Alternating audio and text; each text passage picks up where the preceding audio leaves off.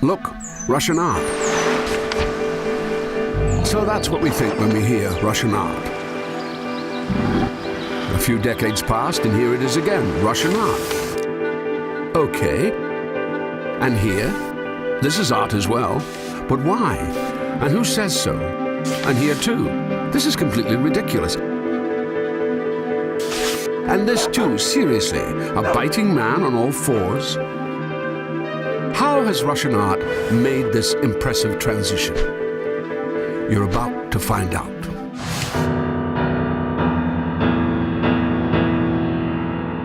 Many this century began with avant-garde. But wait. How might fresh witnesses of the sufferings of the peasants, revolutionaries, conscripts, and weeping brides? Look at that. They had to be prepared by Russia's Art Nouveau.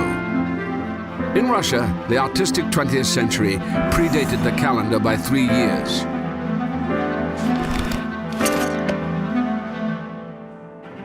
Born in Europe, Art Nouveau dreamt of two seemingly mutual exclusive concepts. First, forget the unsightly modern world, escape into the past or fantasy.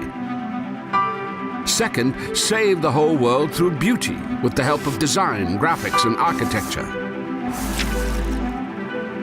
In Russia, this fell to the collective Mir Iskусства, founded by artist Alexander Benoit and entrepreneur Sergei Diaghilev. Their ideal, the gallant past, Russia of the 18th century, or France of the 17th.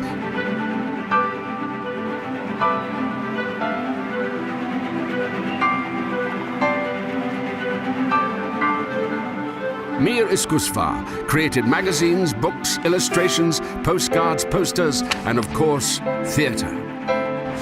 Diaghilev's Ballet Russe, a series of grand theatrical tours of Europe's cities, continued for many years, while artist dreamers became successful exporters of Russian culture to Europe. Over time, Mir Iskусства expands immensely, absorbing many others. Other pre-avant-garde projects appear, like the Blue Rose Association. Symbolists promoting beauty, seeking it not in culture, but in eternity. In the steppes, for instance, with their uncorrupted nomadic lifestyle and authenticity of existence.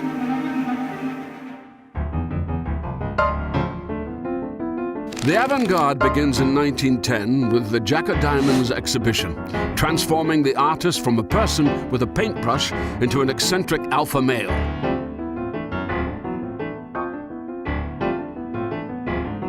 Provocative, isn't it? Not only did they look impertinent, they painted so, brutal, bright, juicy, and neglecting detail. For them, enjoying the brightness of colors and simplicity of form was more important than lofty speculations on the soul and culture. They take the simplification even further. The Jacks base their work in primitivity and folklore, rather than the high and lofty icons, woodcuts, painted trays, signboards, town festivals, and buffoonery. First you simply paint it, then you go further and attach it to the picture. And lowly household items burst onto the canvas, not as portrayed items, but as art itself. This novel idea, what was not art yesterday can become it today, would resonate for the entire 20th century. Previously, they disputed whether a picture was beautiful or not. Now the dispute turns to, is it art or not? The personality of the creator now becomes more important than his creation. This is easily explained by Vladimir Mayakovsky and his creative troublemaker friends, the Futurists. Like David Burluk, one moment he's painting, then composing weird poems or printing a creative manifesto on wallpaper, or just roaming the streets, looking like this. An official Futurist convention. Of course, anyone can strike a weird pose for a photograph, even a Russian emperor. But this does not make him an artist. This is his private life, and perhaps he doesn't want these pics seen. But the Futurists announced their rally in a newspaper, a public gesture of prime importance. All of this is art now, and this. And of course, this. How much time would you need to create a black square? A minute? 5 minutes? It took Kazimir Malevich at least 2 years. There are 2 more pictures hidden under the black square. One is a colorful Cubo-futurist composition, Malevich's journey from figurative to non-figurative. Here's another, head of a peasant, painted 2 years before black square. We look for facial features, eyes, a scarf, but this is pure geometry. The same year, 1913, Malevich draws stage sets for a futurist opera, Victory Over the Sun, whose creators you've already met. There is already another square here, and it is almost black. And a note, silly. But what if more captions and objects were added? Malevich tries this working in a different style, an alogism, as in the picture Englishman in Moscow. See all the text? Or try opposite, reject it all. This is revolution. The black square is zero art. If everything can be art, so can nothingness. Out of this darkness, Malevich instantly creates a new art, suprematism, geometric abstraction without the wreckage of the real world. This is what, in 5 short years, has become of the simplification of form begun by the Jack of Diamonds. The picture no longer depicts anything. This abstraction is not unique. Vasily Kandinsky paints expressive abstraction, where each brushstroke is a feeling or a sensation he seeks to provoke in the viewer. Kandinsky believes your mouth will taste sour from light yellow. You'll get excited by warm red and feel annoyed by vermilion. His treatise on spirituality and art reads like a recipe in a cookbook. Every self-respecting avant-gardist makes a creative manifesto. If art is intellectual achievement, colors and canvas are no longer enough. Theory is needed, more so than pictures. As many new ideas as new trends: Cubo-futurism, suprematism, organic abstraction, alogism. Mikhail Larionov devises Rayonism so as not to paint objects but rather their reflected light, though he will hardly spend his entire life as a Rayonist. Or here's Pavel Filonov creating his so-called analytical art, but behind this are his entire life and tons of philosophical concepts. Instead of analytism, one could simply say Filonov's art. Don't try to structure the avant-garde. Simple classification is out of date in the 20th century.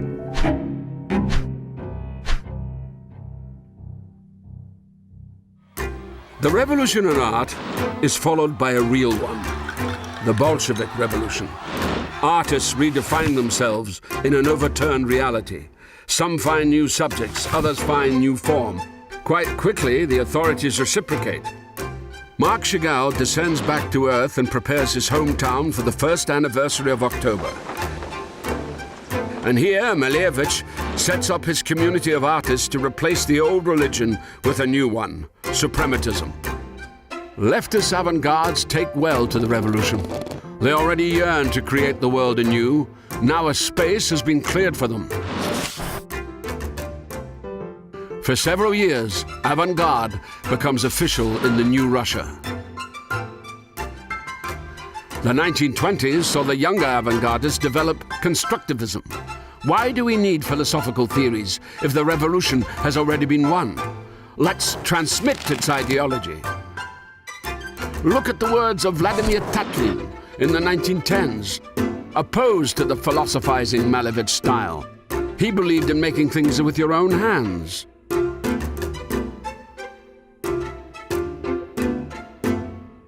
His masterpiece, The Tower, is not merely a construction, but a monument to the Third Internationale, a propagandist thing.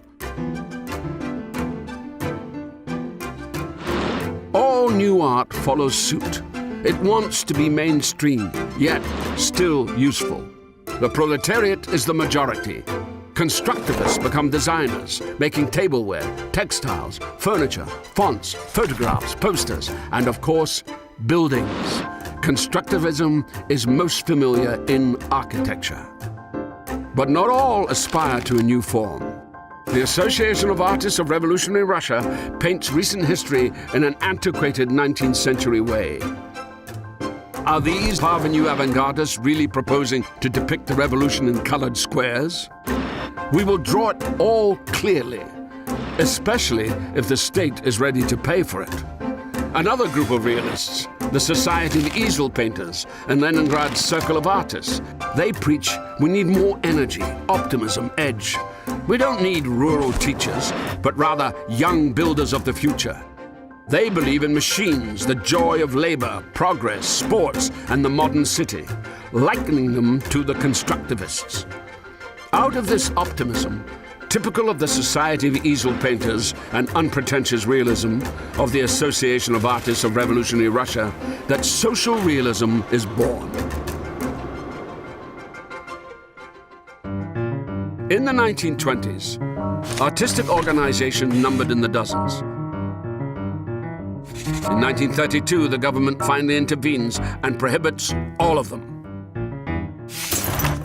The Union of Artists is made the only legitimate organization. One union, one creative method, Socialist Realism.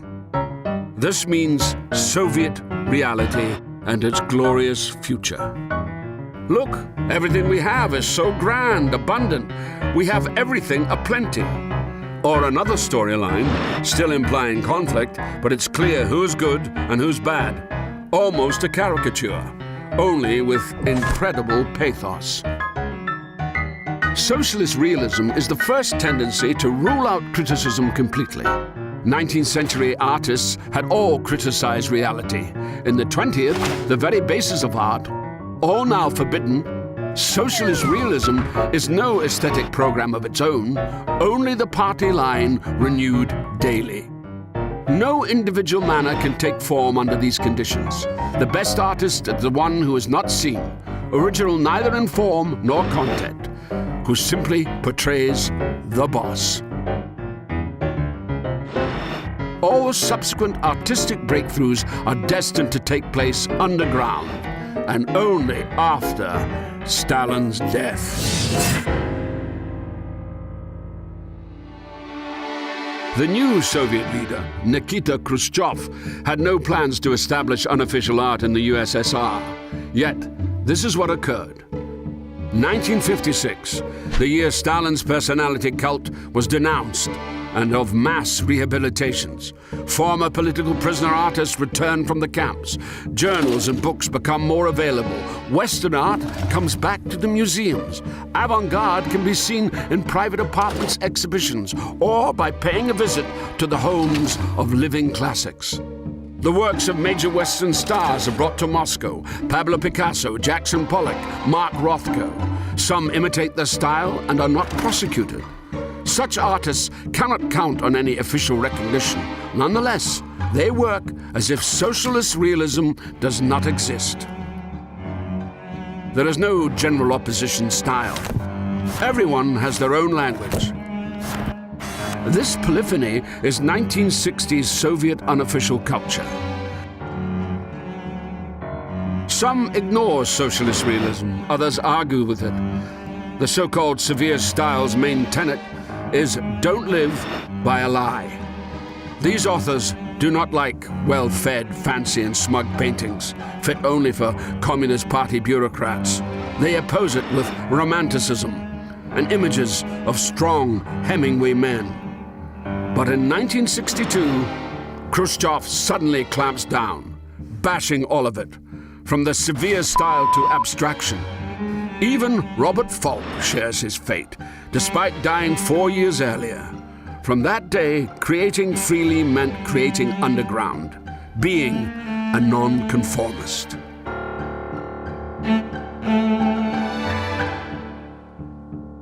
In the search of the art underground, we come to Lianozovo, a barrack-filled northern outskirt of Moscow, a squalid place of rough post-war life. Lying low is easier here.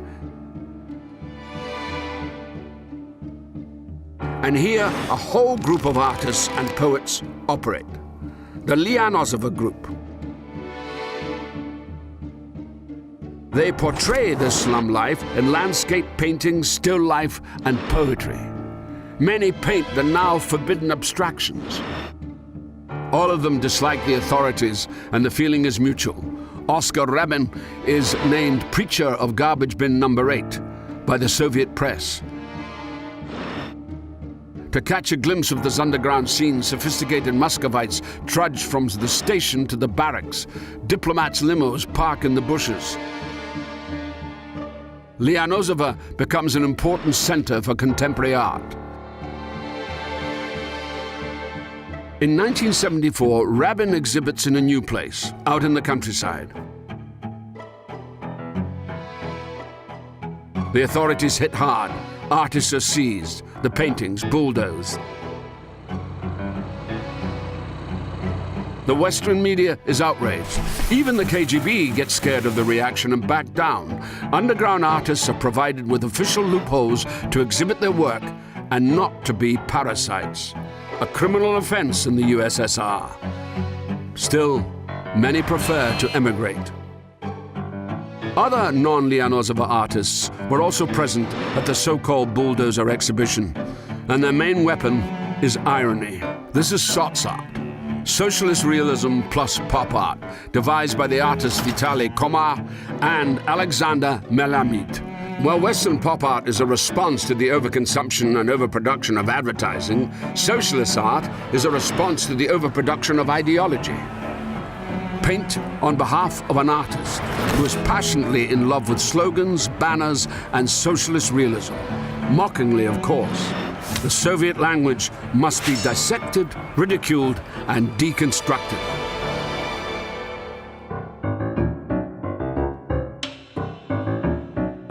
Conceptualism is more difficult than anything else so far, so let's compare it to the Avant-Garde, which attempted to purify art of all its superfluousness, bringing it to its absolute. Conceptualists go further and try to understand what makes art, art. An absolute black square. For us to understand it, Malevich writes a separate treatise. Why is it so black? Because the author's idea and philosophy are behind it. How does this work emerge? The artist thought for a long time and created it. Ilya Kabakov's Black Rectangle. So that we understand it, there is a caption. Why is it so black? The entire album is called Primakov Sitting in the Wardrobe. We will look through the eyes of a man who never leaves a wardrobe. How did this work come to be? Kabakov invented a character, Primakov, who places himself in a wardrobe. Suddenly he becomes an artist and does what Malevich took so many years to create and more to explain. Kabakov tells us of the process of art's appearance. Conceptualists love text, so they're ready to present it instead of a piece of art. Look at this piece of fiberboard in the form of a picture, but instead of an image, cryptic captions stirring an array of vague feelings, just like real art. And this is a performance by the Collective Actions Group, a deliberately illogical show. But the art is not only this, but also in the photographs and the textual reporting of it.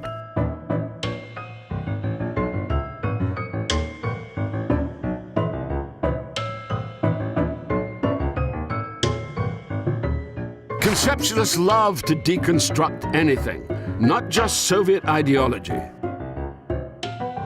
Viktor Pivovarov deconstructs loneliness, styling it as a Soviet fire shield with infographics.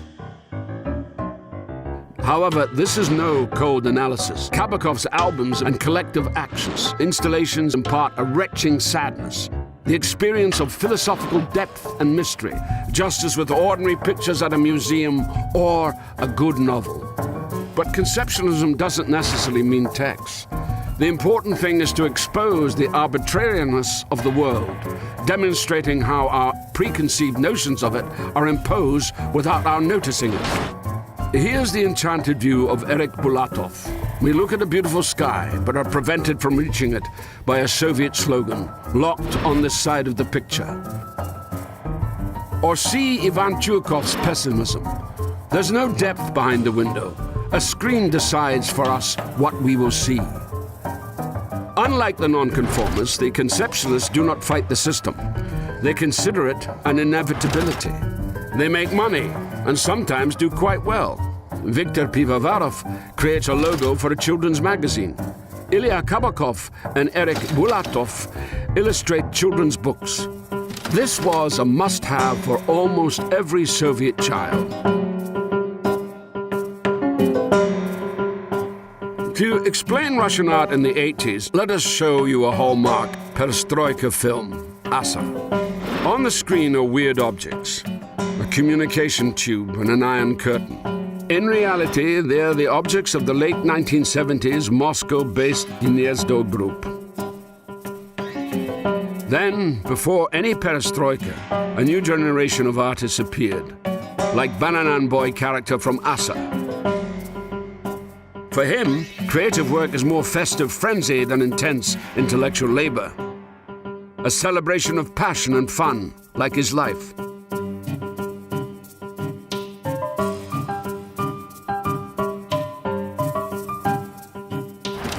Wanting to live and create as if the hostile reality around them does not exist.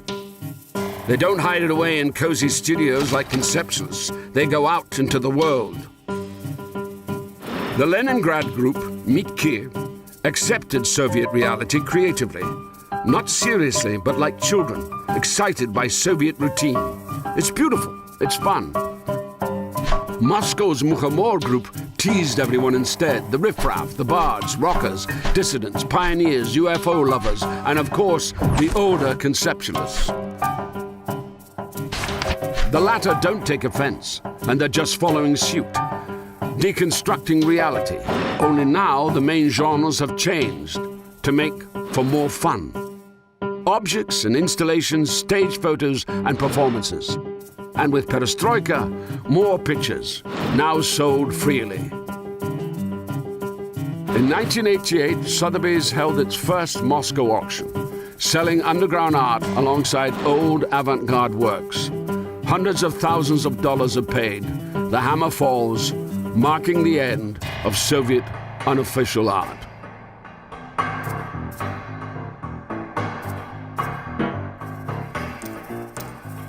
In the late 80s, artists start to leave the country en masse. Some on exhibition tours, others for good. New faces fill the vacant space, full of determination to overthrow the supposedly stale and rigid elite of unofficial art.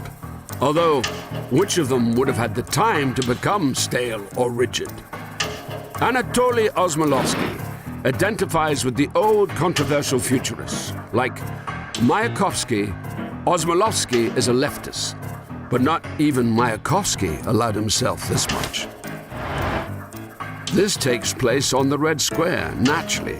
Now every artist wants to be seen and is ready to talk to anyone, from a beggar to the president. The 90s bring radical actionism, shock, protest, scandal.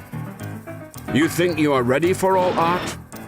Oleg Kulik's performance, slaughtering and butchering a pig right in the gallery, mockingly titled, "Piglet Distributes Gifts." Is everything art? Is art moral? Can art violate the criminal code? Such questions are old elsewhere, but in 90s Russia, the topic is still fresh. And as you ponder, the artist bites you by the leg. Art now attracts the newly rich. How to decorate a nouveau riche mansion with provocative glamour, posters, photographs, and even better, a large picture, but with an ironic smirk and images of mass culture, purchased and displayed. Look! I'm a modern art buff.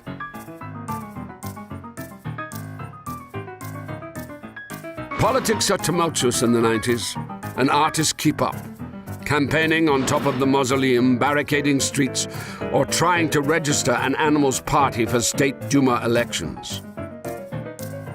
Artists end up in politics, and politics finds the artists. In 1998, Avdej Taraganyan performs an action where he chops cardboard mass-produced Russian Orthodox icons with an axe. The public becomes indignant. Charges are made, and the courts get involved. Taraganyan flees the country, the first, but not last, such artist in post-Soviet Russian history. The 20th century of Russian art ends the same as it began, 3 years ahead of the calendar. Did you like our video? We have more about ancient Greece and ancient Rome, and that is not all. Subscribe to Azamas channel, and you'll be sure not to miss out on anything.